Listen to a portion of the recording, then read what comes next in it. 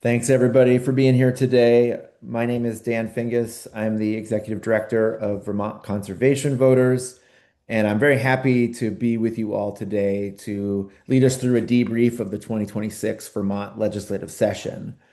Back in January, we launched Vermont's 2026 Environmental Common Agenda, an agenda signed on by 22 organizations that was really about how we can face these unprecedented times and ensure that we're continuing to move forward on environmental issues that matter to all Vermonters.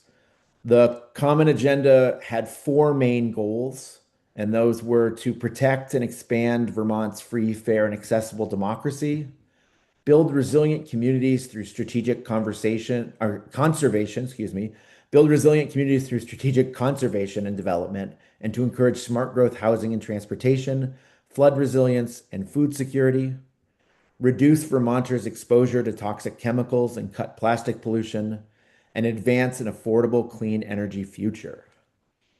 We saw in this legislative session many challenges, including attacks from the federal government, federal budget cuts, and a larger, more emboldened MAGA Republican minority in the legislature working in lockstep with the governor. This has led to both some very consequential wins, but also some areas of struggle, and no legislative session would be complete without Governor Scott vetoing several bills. This hour, we're going to hear from policy experts in areas of democracy, toxics, energy and climate, smart growth, transportation, climate resilience, and water quality. And then we'll have some time for questions at the end. Please put questions you have after you hear from speakers in the chat, and Evelyn Seidner with VNRC and myself will catalog these so that we can get to some of them as soon as we've heard all the updates. All right, let's start first. And the first up to speak is going to be Paul Burns, the Executive Director of VPIRG, to talk about the need for safer elections and to protect Vermonters' health from toxic chemicals. Thanks for joining us, Paul. Well, thanks, Dan, and thanks to everybody for being on the call today. It's a pleasure to be with you. We were pleased to be a member of the coalition of organizations working on this broad range of issues. As Dan mentioned, I'm going to talk about two areas, large areas, democracy and environmental health issues and toxics. I'll begin with the democracy issues, and I wonder if there will be a sharing of screen here. And I can begin. Yes, sorry. I'm having some computer issues, but I'm working on it. So hopefully it will be shared ASAP. That's fine. That's perfectly fine. Well, let me begin on the democracy side and say I know probably many people here are paying close attention to all the threats that we are facing to our democracy. And there are ways of pushing back on that that are, as we sometimes say, in the courthouse, in the state house, in the streets. We're focusing here on the state house, but I do note that even just, I think in the last 24 hours, the Trump administration has talked about not having the post office deliver mailed ballots in any state that has refused to give over private data files, the Vermont data voter files. And Vermont, of course, our Secretary of State has refused to do that. That is in litigation now in court. And I imagine there'll be more litigation flowing to push back against this overreach, this federal government overreach on the mailed ballot issue. That's not something that we were dealing with in the legislature this year, but I just wanted to note that off the top, that there are different ways that we collectively are pushing back against some of the threats that we are seeing now from the federal government in particular when it comes to democracy. At the state level, this year we had some important successes, I think, and the first on the list here is Voter Protections Act that actually was just signed by the governor earlier this week. S-298, which started out as something that we were calling a Voting Rights Act for Vermont. But as the legislative session progressed, we had the Supreme Court decision, which eviscerated some of the last significant pieces of the federal Voting Rights Act of 1965. And honestly, we and others are reviewing that, and that is one of the factors that forced some changes to pare back the reach and scope of this particular legislation. but it still sets up a state level voter protection framework that could provide some of the protections that would otherwise have been lost through the Supreme Court's actions in striking down elements of the Federal Voting Rights Act. It also protects Vermont voters and election workers from intimidation. This is something, unfortunately, we're seeing more and more of, so that would be a violation of state law now under this legislation. It also, kind of in a similar vein, would allow for the first time explicitly candidates to use some of the funds that they raise for their campaigns for certain personal cyber security measures in an election cycle.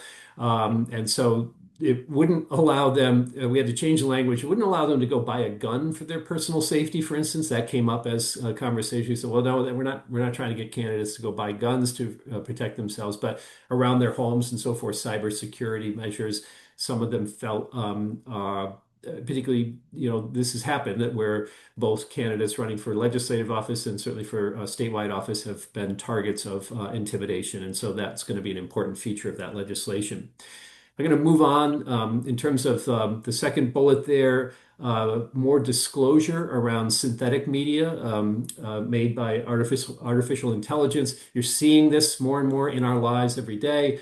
To the extent that AI is used in campaign advertisements in close proximity to an election, those must now be disclosed.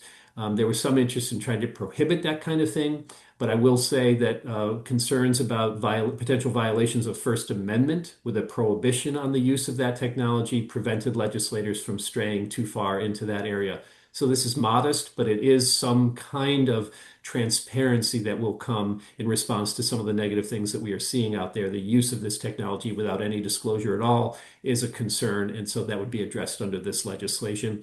That was signed into law earlier this session. We also have closed in H 686 a loophole in disclosure around advertising that is done to further legislative aims. And this is particularly done to address a concern about Americans for Prosperity, which is an organization that was established by the Koch brothers network, essentially a pro-fossil fuel group. They were doing advertising in Vermont after the legislative session had ended. And it's a fair read of that advertising that was intended to build negativity toward legislators who had voted in favor of climate legislation. But it wasn't a campaign ad, it was so-called an issue ad. And yet, because of a loophole in state law, they didn't have to report that immediately to the state Secretary of State's office. And so we didn't know who was spending what where. And this will close that loophole. So whenever you're doing this kind of advertising, you have to report it to the Secretary of State. And it will have more information about the kinds of advertising that you're doing as well. That will help us and anybody else who is interested to know who's funding these ads, where are they going, etc. So that was another important win for us in the democracy side of things this year. Most fundamentally, I will note that we had legislation drafted to address the problem of Citizens United, the Supreme Court decision, which allowed for the uprise of super PACs and massive corporate spending in campaigns, treating corporations as human beings.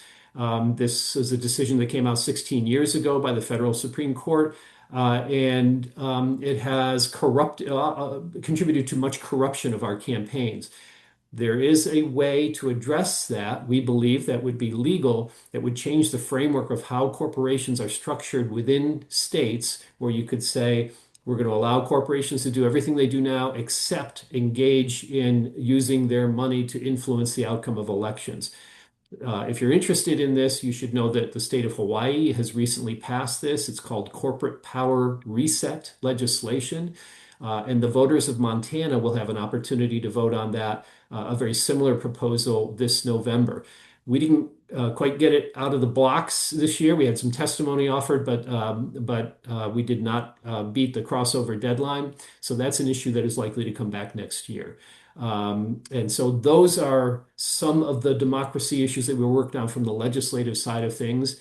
And I think I should move to the environmental issues. That's all right. Then we'll advance that slide in a moment. And here we are. And I'll begin here by noting something that was really, truly, as it says here, landmark legislation.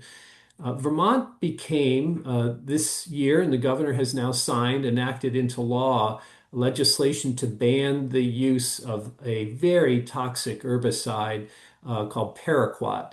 Paraquat is linked to a number of negative health outcomes. If you were to consume a teaspoon of paraquat, that's enough to kill you. There is no antidote. But some of the greater concerns are exposure over time, where if you're exposed to paraquat because you apply it on a farm, or if you live or go to school nearby, that exposure can give you a 250% increase in the likelihood of you getting Parkinson's disease. And so Parkinson's is one of the chief concerns about use of paraquat. Paraquat has been banned in more than 70 countries around the world, but not here in the US. This now, because we got this legislation passed, will eliminate many uses of paraquat this year and will eliminate all uses of paraquat by the end of 2030.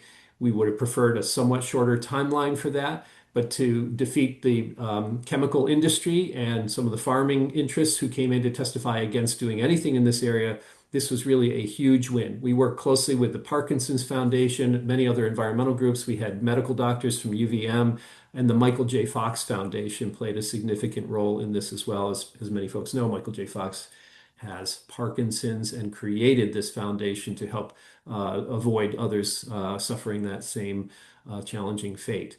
So that's a big, big win in the area of environmental health. Also in this area, we passed legislation this year to require testing and disclosure of toxic heavy metals in baby food. Most people's reaction when I say that is, you mean we're not already doing that? But in fact, that is not yet required in the state. A small handful of states require that today. Vermont will join those.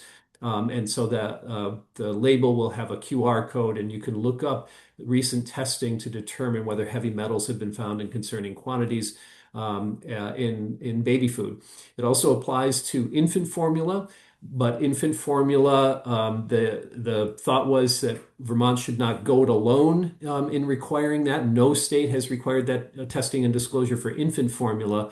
And so that provision will kick in if California passes it, or if any two other states pass it. So it's called a trigger mechanism, and that's just the way that program will work, so that Vermont didn't have to go it alone. It wouldn't been our preference to do that, but sometimes that's the way you have to craft legislation in order to build enough support to overcome opposition, particularly from Republicans, and to get it by the governor, who needs to sign these things in order for it to become law. He did sign this, so that is now the law in Vermont.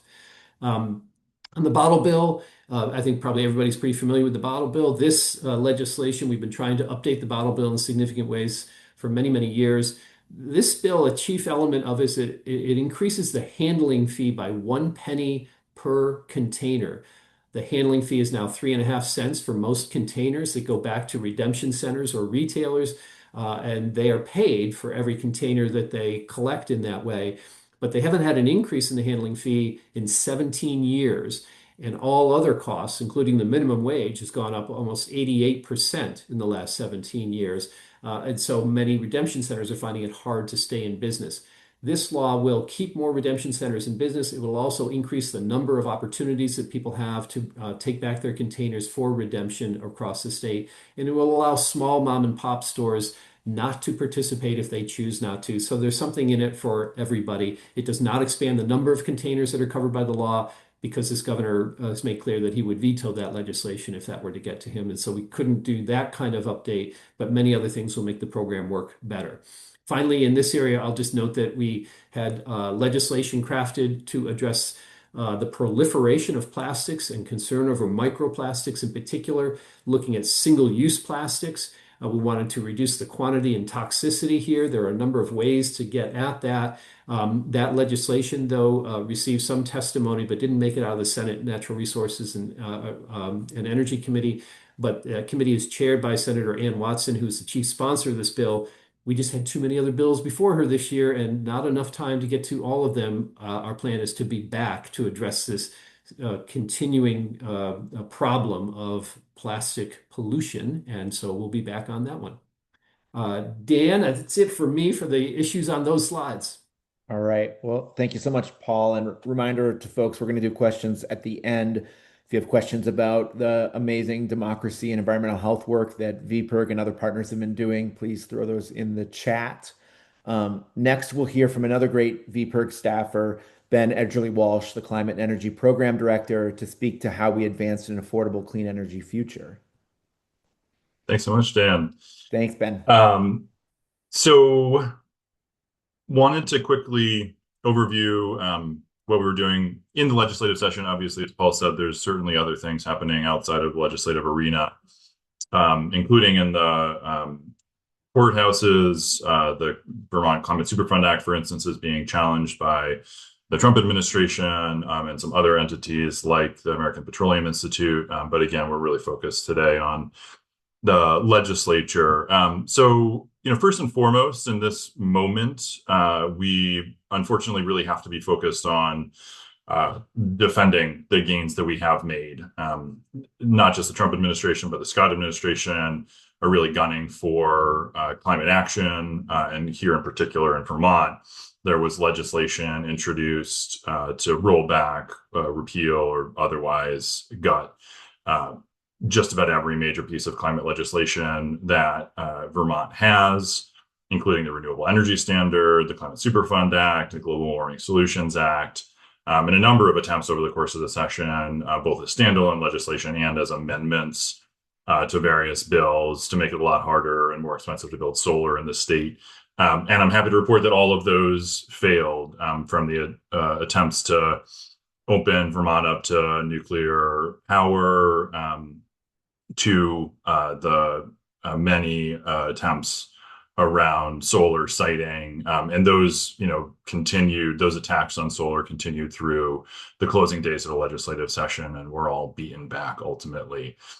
So really happy to see that. And I think that's due in significant part to the fact that Vermont legislators have heard over and over again from their constituents they have want no part in rollbacks to climate action.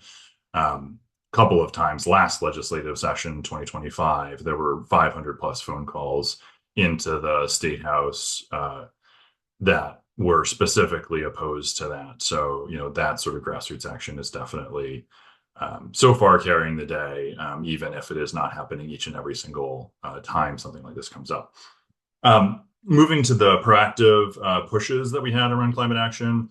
A lot of folks on this call, I'm sure, are familiar with the concept of balcony or portable or plug-in solar. These are the very small solar arrays, 1, 2, 3 panels that are common in parts of Europe, often used by renters or other folks who are not able to do a traditional larger rooftop or backyard array to cut their energy bills and cut greenhouse gas emissions to more modest degree, but really to sort of get some solar rolling for folks who really have been shut out so far. That bill was passed. It is awaiting delivery to Governor Scott.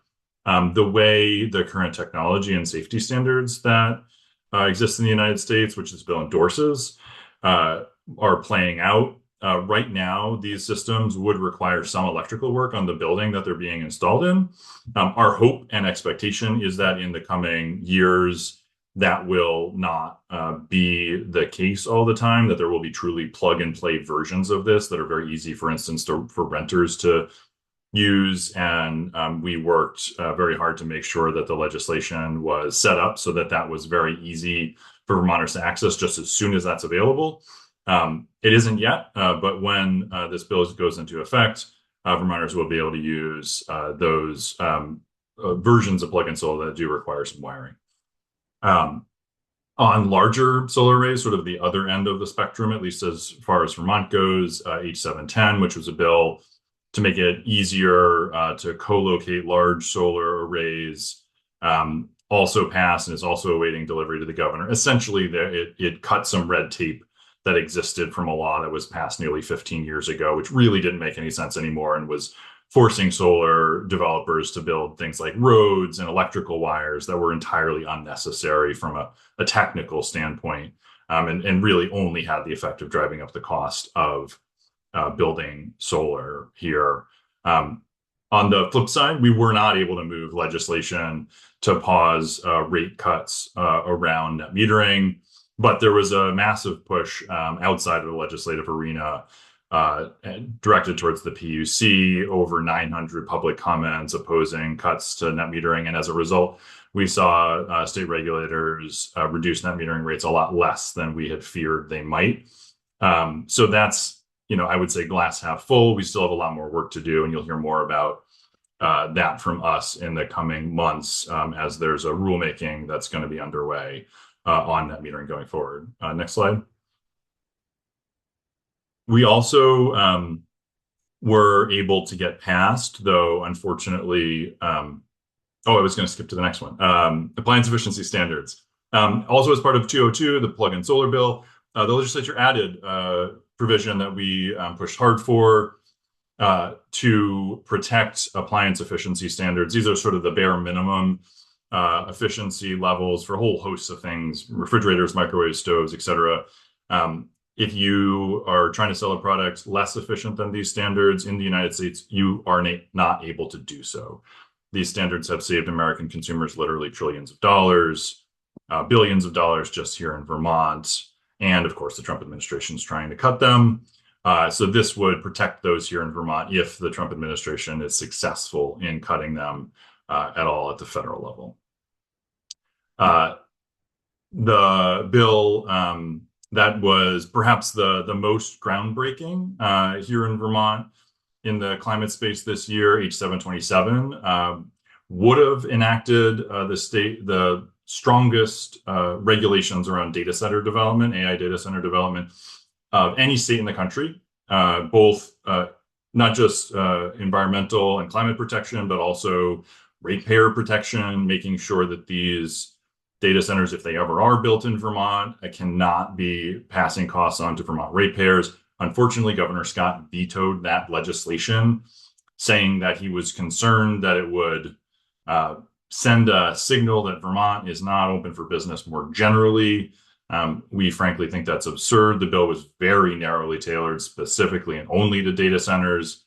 That's something that a lot of other states haven't done. A lot of other states have actually passed legislation like this that's about all large electricity users. Vermont's legislature really tailored their bill specifically to data centers, AI development, et cetera. Governor Scott vetoed it anyway, and unfortunately, the House Republicans voted in lockstep to support that veto and kill the bill. That being said, this is an area that Vermonters have made incredibly clear they want to see movement on, and so we're going to be back next year to pass a bill at least that strong. Lastly, I wanted to mention H740, which was a very simple bill to require better reporting of fossil fuel use and carbon pollution here in Vermont.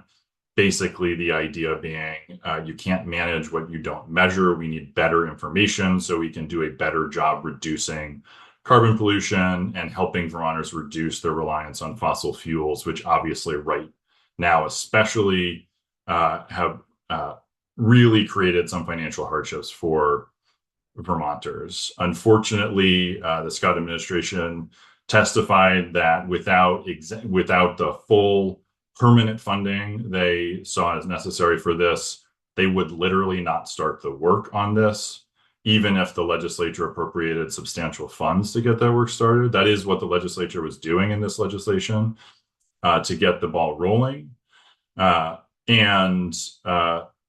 Because of that, and because of two other factors, frankly, the legislature not prioritizing this the same way they did some other pieces of legislation.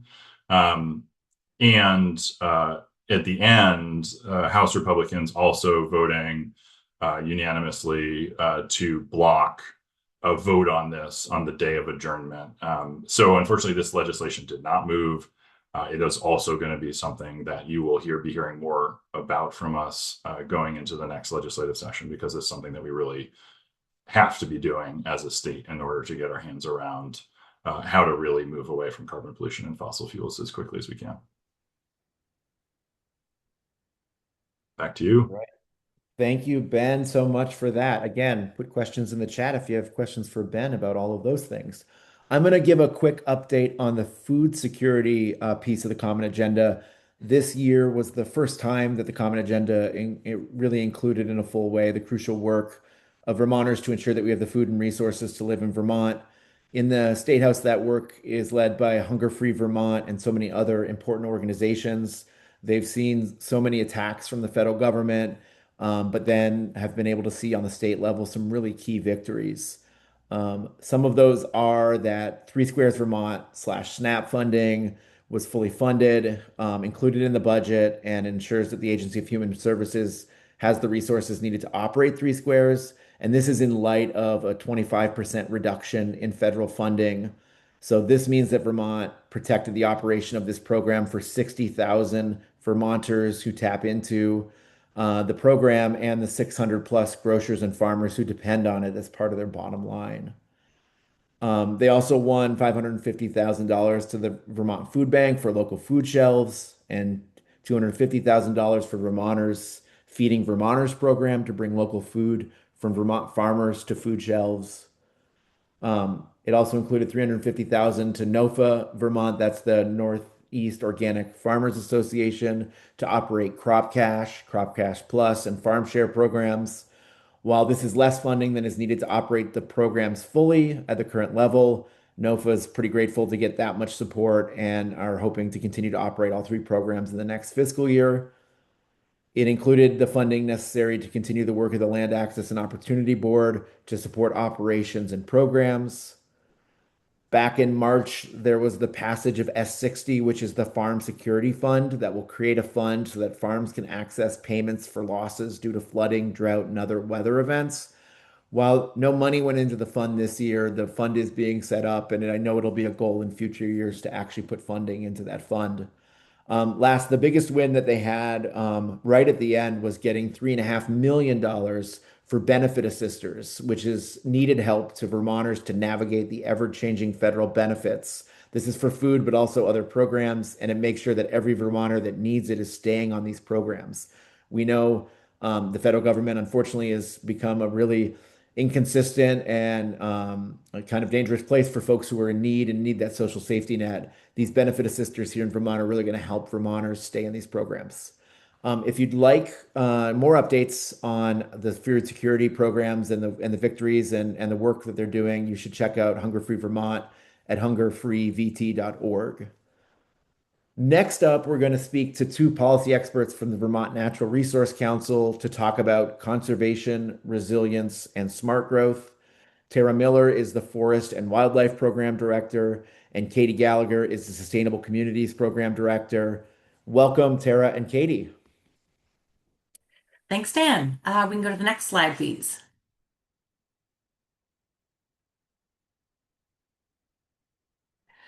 So the big topic of conversation around conservation and environmental protections was Act 181. So I'm going to start with an overview of the Act. So we can kind of set the baseline of what the original provisions were and then how that came into the conversation and legislation in this session. So Act 181 was passed in 2024. It is a law to reform and modernize Act 250, which is Vermont's Land Use Review and Development Act. It pivoted to a system where there would be location-based jurisdiction. So Act 250, as it was before, looked largely at larger developments. And there was this idea that we really want to be looking statewide across our landscape, looking at land use and deciding where are locations where we want to encourage development and where are locations where we want to have more review of development. And so that created this tier system. Tier 1 is where there are Act 250 exemptions in order to encourage housing and more compact development. So that's our village, town centers, our cities. And there are also interim exemptions for housing that went immediately into effect under Act 181 in areas that qualify for Tier 1. Tier 2 is the everything in between tier 1 and 3. Which is status quo under Act 250, but also would have included what was called the road rule, which would have been environmental review of projects with roads or roads and driveways over a certain length, and also projects of a certain size or certain type of development. Really, the details were still getting worked out in the rulemaking or guidance process that was being developed by the Land Use Review Board. But ultimately, the purpose of this was to reduce sprawl and forest fragmentation. You can see in these pictures on the right, which are from Vermont Fish and Wildlife, shows some snapshots of aerial imagery over time from an area in Stowe where we see in 1962, it's a largely forested area. By 1980, you can see some pretty large roads or driveways that are cutting into the forest.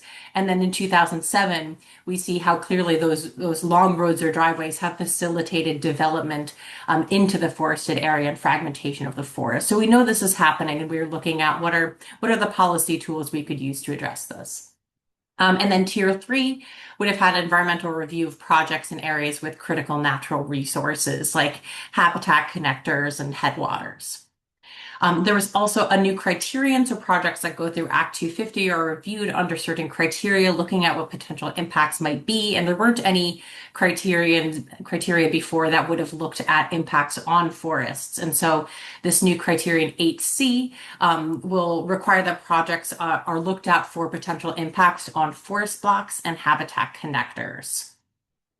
Act 181 also created a standardized process for regional planning commissions to be updating future land use maps with new weight that would tie them to Act 250 and also provide connections and opportunities for incentives through the Community Investment Program. And Act 181 also created the Professional Land Use Review Board, which would be administering Act 250 and going through a lot of these new rule development processes. Next slide, please.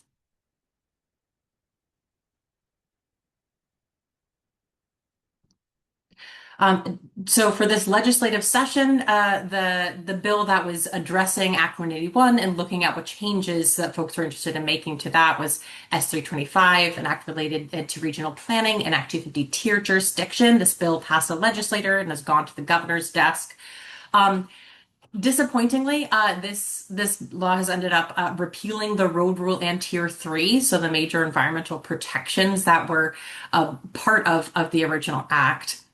And this came from a lot of pushback. There were a variety of concerns about how these provisions were being rolled out and developed, how whether folks were left out of this process. There were concerns that rural Vermonters and landowners had not been consulted and were concerned about what the possible impacts might be. We also saw really robust disinformation campaigns targeting these provisions. And so the legislature ended up deciding to repeal them because of the pressure put on the State House. The bill also extends the timelines for implementation, giving more time to really get complicated features of the law and the rulemaking right, including extending the timeline for the criterion 8C and for the interim housing exemptions. Because of that, a lot of the conversation around wanting more input into this law and concerns around how it was being rolled out, the legislature is creating a new public engagement plan to go back to the drawing board and engage with Vermonters across the board to talk about these issues around critical natural resources, around land ownership, around working lands, and get a lot more feedback on how folks want to go about protecting these resources or not.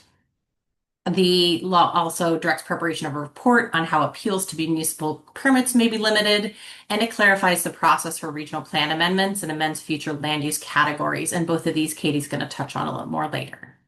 Next slide, please. And then the other bill that I'll touch on is H70, which talked about the use value appraisal program or current use and how that factors into the conserved land inventory. So Act 59, which has set the goals of conserving 30% of the state by 2030 and 50% by 2050. So what this bill proposed was to mandate including all of these use value appraisal or UVA lands in that inventory, and also would have removed permanently from the definition of conserved lands.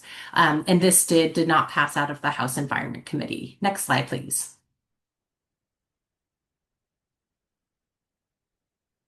And to level set on a bit of the facts of this, because I think it's important with this. We certainly saw a push from communities of wanting to recognize the importance of working lands, wanting to recognize the importance of folks who are doing stewardship on the ground in Vermont, and that is a part of how we do conservation. And if folks are feeling left out, wanting to recognize that also these UVA lands are already included in the 30 by 30 inventory. We can see in this pie chart that there are permanently conserved lands that are under UVA, and those are already included in that 2030 inventory that the Vermont Housing and Conservation and Board has done. And there's ongoing conversation as well about the role of UVA lands in the 2050 category, since the 2030 inventory requires lands to be permanently conserved, but the 2050 goals leave more openness that doesn't necessarily require permanent protection, so that UVA lands could be included there. And I'll pass off to Katie. Thanks, Tara. Hi, everyone. So I'm going to touch on smart growth and transportation. Evelyn, if you go to the next slide, please. So starting with transportation policy operates a little bit differently than most other issues in the State House, in that most transportation policy goes through one bill, which is known as the Transportation Bill or the T-bill. And that is both policy, it's also a budget bill. So the transportation committees in the House and the Senate are doing a whole lot of work in this one bill. So it can be difficult to track and manage. And want to say out of the gate, and this is certainly the case kind of across state government right now, but in transportation in particular, budgetary issues are a really big piece of what we are able to accomplish. You may have seen some news about the Agency of Transportation starting last year or so, cutting a significant amount of jobs, and there's other pieces that we'll talk about later, but just kind of want to put that out there that there's some pretty significant funding challenges right now related to transportation. We were able to get some wins this year, particularly related to electric vehicles. So the first is what is known as right to charge, is relatively narrow, but this provision would allow people who live in what are known as common interest communities, so things like a condo association, homeowners association, allows them to install EV chargers. And we did need to incorporate that right. And that is something that we've been would like to see applied more broadly, but we're happy to get that over the finish line this year. There was also EV charger transparency and accessibility. So this is requiring that public EV chargers disclose the status of that charger and the cost of the charger publicly. That has to be publicly available so that drivers, whether those are residents or visitors, can actually more reliably navigate that system as they're trying to charge across the state. Importantly, the legislature provided an additional $50,000 in funding for Drive Electric Vermont, which is the entity that provides electric vehicle education. They do stakeholder engagement. They are really the ones, as is seen in the ad on the side of this bus here, to provide a lot of the support for both businesses and residents who are looking to go electric. Unfortunately, we do not have any longer incentives for purchasing or leasing electric vehicles in the state, but we want to make sure that we continue to have the structure through Drive Electric Vermont so that ideally when we get those incentives back and are able to get people back, provide more accessibility to EVs, that they are there and ready to hit the ground running. We were also able to incorporate some funding for transit volunteer drivers and mobility management. This is really an important part of our transit system that doesn't get talked a whole lot about, but we rely on volunteer drivers for um, uh, things like paratransit, where we are bringing and providing rides to a whole lot of folks, particularly older Vermonters, disabled Vermonters who need to get to the grocery store, to get to a doctor's appointment.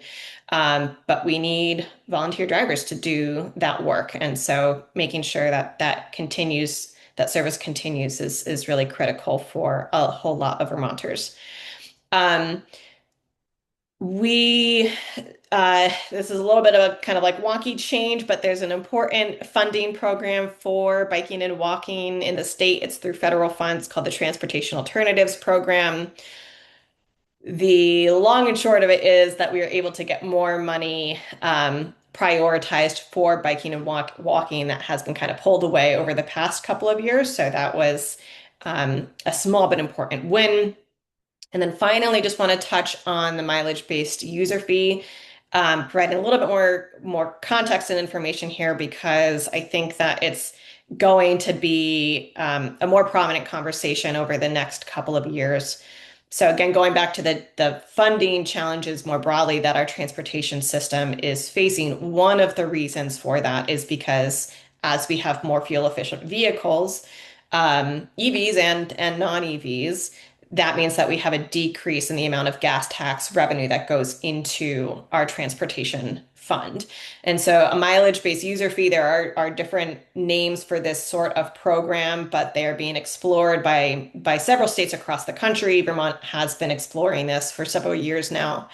And it would be a way to first charge EVs based on how many miles they drive to help to fill that gap in traditional gas tax revenues. There is certainly broad agreement that electric vehicles, as all vehicles, need to pay into our transportation fund to help pay for our roads and bridges and infrastructure. But there's also very much a concern about how this has been playing out, particularly this year, in terms of launching what would have been a mandatory program solely applied to electric vehicles in a program that still had a lot of open questions about how it would actually be implemented, questions about equity, and a whole lot of different aspects of it. So we were able to pull back that program a bit to allow EV drivers to choose whether they wanted to enroll in the program or continue paying a flat fee, which they are already doing. Unfortunately, they set that fee at a rate that is higher than most internal combustion vehicles actually pay on an annual basis. So that doesn't make a whole lot of sense when we are, trying to reward people for driving cleaner vehicles. So we made a little bit of progress. We didn't quite get all the way there. And again, this is going to continue, I think, to be a conversation over the next couple of years as to how this plays out. Those questions that really need to be answered. And ultimately, again, because all vehicles are getting more fuel efficient, most states are looking at this as something that would ultimately bring in all vehicles. The Senate Transportation Committee did incorporate that into their draft of the bill, and then unfortunately it was taken out. But they did recognize that the value, including all vehicles in a longer term plan. I will note, just because we've had several questions on this, that does not mean that if you're driving an internal combustion vehicle, you would pay gas tax and the mileage-based user fee. There would be a system to ensure that you're not getting double taxed in that way. Okay, so then just wanted to name two priorities that we had listed in the common agenda that did not get advanced this year. The first is related to setting a statewide target for a goal of reducing how many vehicle miles we travel. And this is related to goals for reducing our climate emissions. It's also related to our goals for increasing accessibility and affordability of non-vehicle mobility options. So kind of similar to as Ben was talking about, just we need to measure things to actually be able to understand how we are doing and how we are meeting goals or not meeting goals. Unfortunately, that did not move forward, but we're going to continue to talk about that. And then again, just generally, funding for public transit, active transportation, multimodal programs, we knew was going to be a tough ask going into this year. We did not get the funding that we were hoping for, but that will also continue to be an issue moving forward. Next slide, please. Okay, so just a couple things on the smart growth, sustainable development side of things. The first two were provisions in S325. This is the bill that Tara was just talking about, making amendments to Act 181. So the first was related to the future land use mapping process that the regional planning commissions across the state have been undergoing now for the past year or so, and there's a couple more that are still in this process and will be through the end of the year.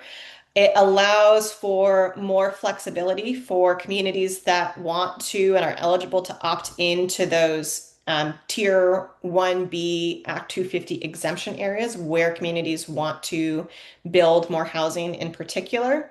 So that process will be more flexible so that communities, if they don't kind of make it into this first round of the updated future land use map, they can still do that without a whole lot of headache in the future. It also makes a pretty significant change to some of the definitions, and I don't want to get into too many details here because we're limited on time. But it expanded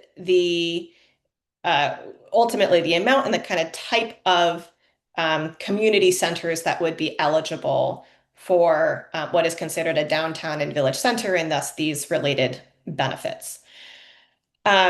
The second bullet here is this housing appeals report. So we've been talking about broadly the issue of appeals for development projects. We really want to make sure that we are continuing to allow for the right of appeals. These have, in certain cases, been able to make projects better or changed or denied projects that were really bad for the community. On the other hand, we also have, unfortunately, many examples of where appeals have been used in a way to shoot down projects for either arbitrary reasons or because, a neighbor doesn't want a taller building next to them or they don't want affordable housing next to them. So we are trying to look at ways, particularly through this report at the municipal level, for how we can ensure that we still have an appropriate process around significant development in particular, but we're also making sure that we are not encouraging kind of frivolous appeals of housing projects that the community has already said that they want through zoning and through planning, for example. We already touched on funding for the Land Access and Opportunity Board. We also passed the budget for the Vermont Housing and Conservation Board. So this was fully funding at $37 million for VHCB. VHCB is really one of Vermont's most important tools for not only affordable housing development, but also farmland and forest conservation, historic preservation, downtown revitalization. So that's a really critical program that we have and is a model across the country. And then I'll just end on the downtown and village tax credit program, which is also very, very successful across the state for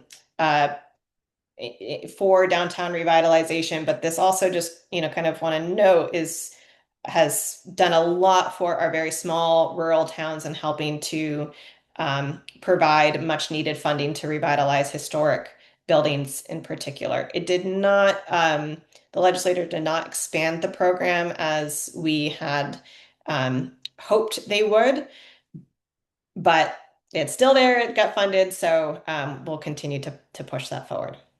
And I'll leave it there. All right. Thank you so much, Katie and Tara, for those wonderful updates. Our last update is coming from Jared Carpenter, representing the Lake Champlain Committee, to speak on water quality issues. Welcome, Yes, Jared. thank you. Good afternoon, all. Next slide, please. I'm going to touch briefly on the water quality issues that are in the 2026 Common Agenda, and then open it up, of course, for questions. I'm going to touch on two provisions that were in the Common Agenda and one that Ben mentioned as well. S218 is an act relating to reducing chloride contamination of state waters, also known as the SALT bill, which worked to address excessive road salt use on impervious surfaces such as roads, parking lots, sidewalks. Next slide, please. As folks know, people use road salt figuring that if a little is enough, then a lot must be even better. And we excessively salt everything, and that in our roads for public safety, and that leads to corrosion of public and private drinking water systems, which increases trace metals such as copper, iron, and lead in our drinking water supplies. This is what happened in Flint, Michigan, which was excessive salt use on the roads, which got into their water infrastructure system. Of course, acceleration of corrosion of bridges and roads and vehicles, reducing lifespan. Everybody in Vermont knows that the underside of your car takes a beating and reduces the life of your vehicles. And then, of course, increased salinity in rivers and lakes harms aquatic biota, not only on a chronic rate of sort of a gradual increase of salinity, but when you have a thaw or a rainstorm or an ice melt, it spikes. It was what you call an acute level. That's more of a shock to aquatic biota. Next slide, please. So S218 was a voluntary program and established best management practices for salt applications. It would create a certification program for commercial and municipal applicators so they could take this program, learn best practices, become certified to use less salt on roads or brine or alternative practices. There was also a study included on salt and sand storage facilities and proximity to waters and cost to cover these facilities. Surprisingly, some salt pits are not covered. So obviously they get rained on and precipitation, and they leach into groundwater and into surface water. And then finally, the carrot in a voluntary program was the liability protection for applicators to complete and follow the program. It was what's called an affirmative defense, where if you're following the program, if you're keeping accurate records, and you can prove this if you are sued in a slip and fall, you have a shield, liability protection. And also Senate appropriations provided DEC with $200,000 in one-time funding and a staffer to start implementing the program. Next slide, please. Unfortunately, Governor Scott vetoed the bill. While the bill passed the Senate 29-1, it passed the House 85-54, which was not a veto-proof margin in the House. The governor, in his statement, a bit of which is clipped and pasted right there, he was concerned that the liability protection was not strong enough.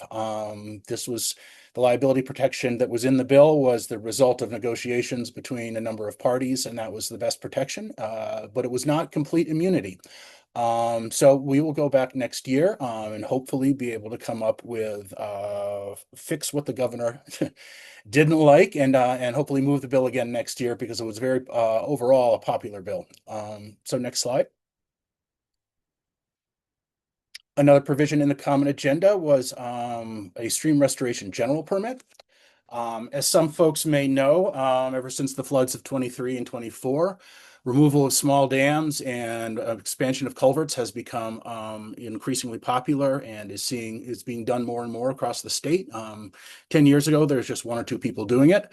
Now there are a bunch of organizations that are working on dam removals, including VNRC. So unfortunately, right now, if in order to do dam removal, you need multiple permits that are usually expansive, expensive, and can delay projects, and include stream alteration permits, dam safety orders, wetlands determination, stormwater construction, shorelands, and others. A lot of these permits were created to address development and to reduce impacts on the environment and reduce harms. They were not created for for restoration projects, but a lot of times they're required. So this stream restoration general permit would have been sort of a one-stop shop for these projects that would have addressed all of these, but not require all these individual permits to be received. It was in a bill called H632, which was a miscellaneous bill that unfortunately did not make it across the finish line. But I know conversations between the restoration folks and DEC are ongoing and will be ongoing over the summer, regardless of the bill. So hopefully we will come to some agreement on how to streamline these projects and programs. And one last slide for me.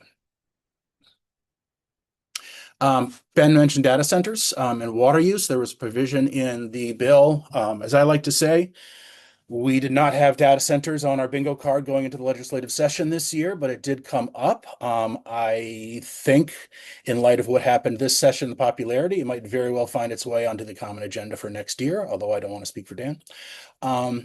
So there were provisions in H727 that address the unique challenges and impacts of water usage by data centers. As folks know, these can use a tremendous amount of water to cool.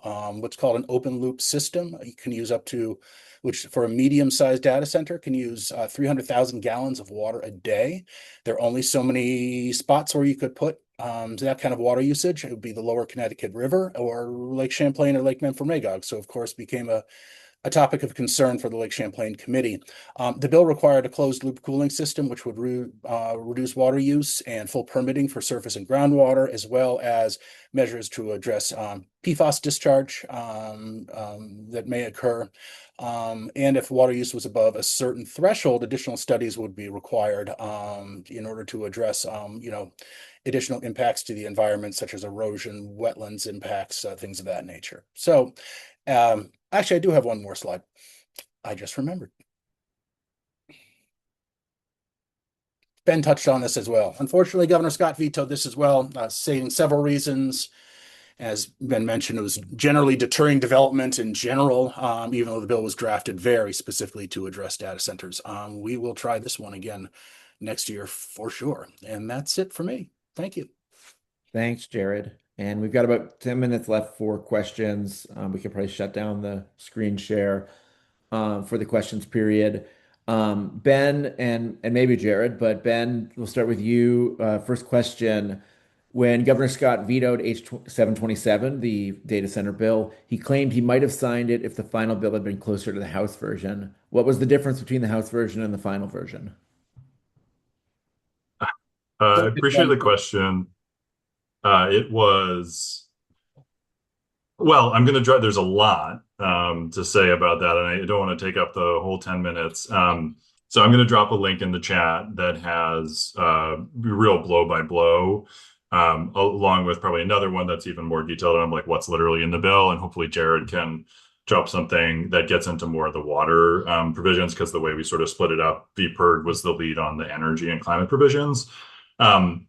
The very short version is the House passed a framework that essentially set a direction that said broadly there shouldn't be rate impacts, and we do want to protect the environment and reduce climate pollution.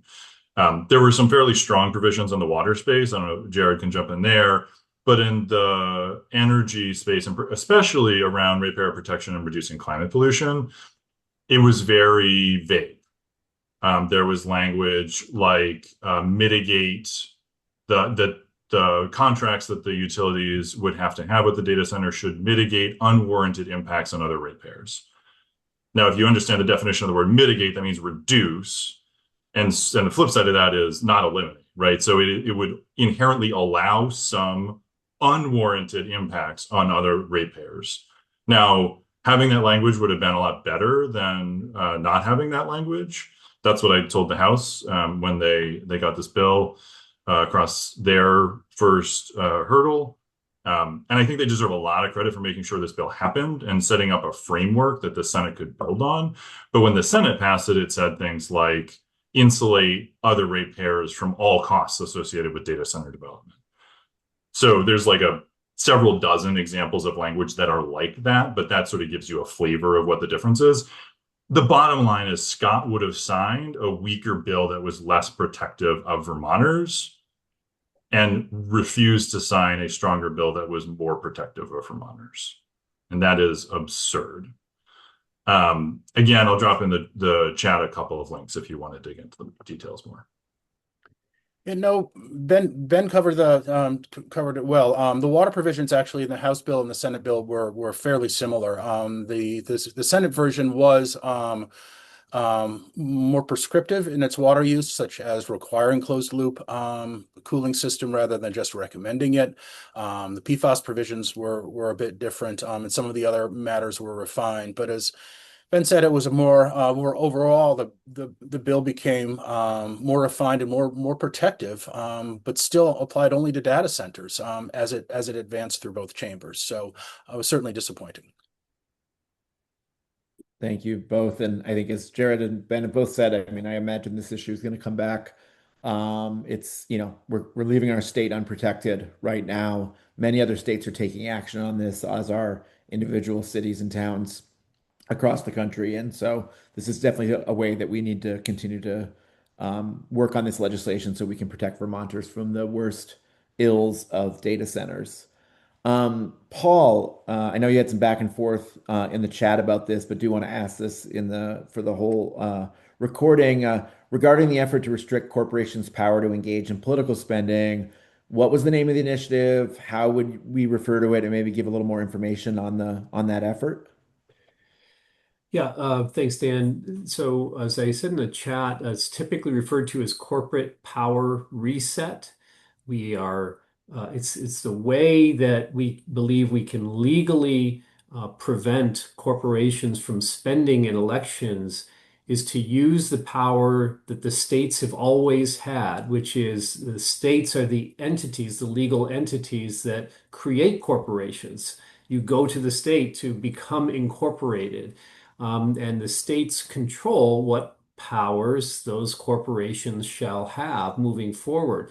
So this is not a campaign finance restriction placed on corporations. You're fundamentally changing the power that the states grant to corporations. If you want more information about that, I provided a link in the chat to the Center for American Progress. And if you put in Center for American Progress, Corporate Power Reset, you will find lots more information there. We work closely with the Center for American Progress and Tom Moore there on crafting the proposal here. Senator Ann Watson deserves a lot of credit as the chief sponsor of the legislation. And the Senate side, Representative Monique Priestley was a chief sponsor on the House side, but the Senate bill was a little bit further advanced because legislators spent more time crafting that. I'll just say finally that this would be challenged in court. I mean, no question about that, because of the Citizens United decision. Some people think, well, there's nothing you can do about corporate spending. But this creative thinking from those who have spent a lot of time on this provides, I think, a reasonable path forward to try to address the corrupting influence of these corporations and super PACs on the elections process. And if you read more about it, I would certainly be interested in hearing from you. But we hope to make this an issue in the upcoming elections to really try to get people on record. Would you support this approach to addressing the problem of corporate influence in elections so that we have a better shot at moving this legislation in 2027? Thank you, Paul. Question for either Katie or Tara. I'm not sure who's best poised to do. As passed, does the Act 250 exemption for tangential agricultural activities in Act 181 bill apply to Tier 1 properties only? So short answer is no. To give a little bit more context, the S325, the Act 181 bill provided a further exemption for accessory on-farm businesses. I'm assuming this is what you're talking about, Marcy. So there had already been an exemption for well, first of all, agriculture is exempted from Act 250 already. Many accessory on-farm businesses, these are the kind of side businesses that many farms are starting to implement to try to diversify their funding. So many of those had been exempt through Act 181, but there had still been a question mark around things like larger events or concerts or weddings.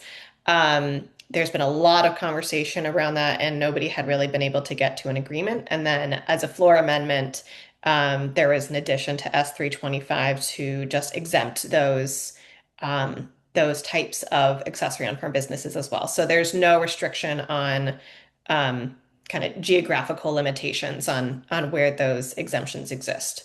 I would just note if anybody's interested in that, that's a pretty big change.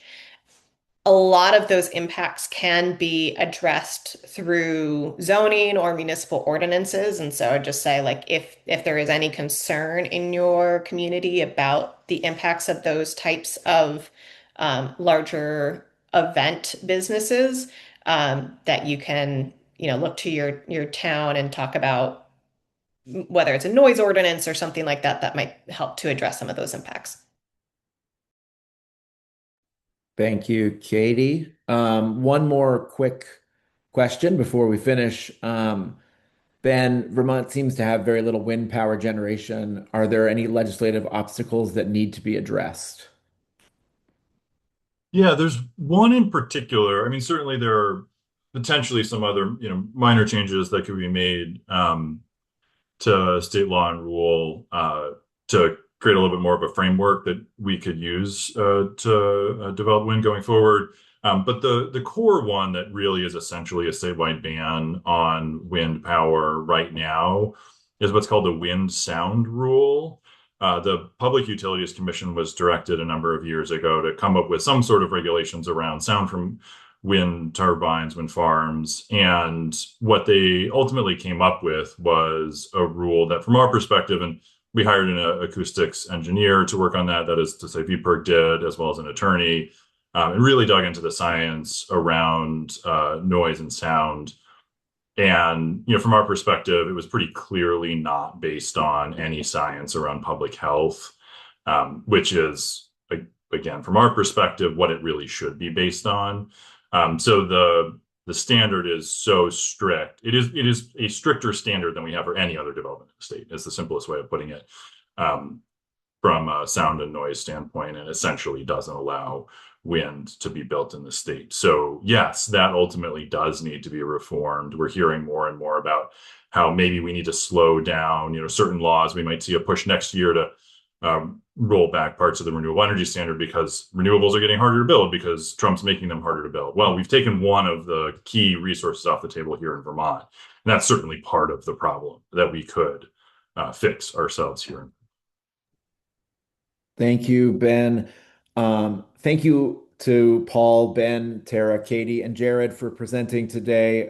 Your deep expertise is really appreciated after too long 5 months of legislative session. Thank you to Evelyn for organizing this webinar and the whole webinar series that happened from January till now. Thank you for joining us today, all of you who stuck with us. We have so much more work to do to make lives better for all Vermonters, and with your help, we can continue to make progress in 2027 and beyond. This is the end of the webinar series for this year, but please keep a look out for events in your communities and ways to get involved with all of the organizations that presented today and are part of the common agenda this summer and fall. I hope you all have a great summer and, like us, enjoy at least a little bit of time not thinking about the state legislature. Thank you all.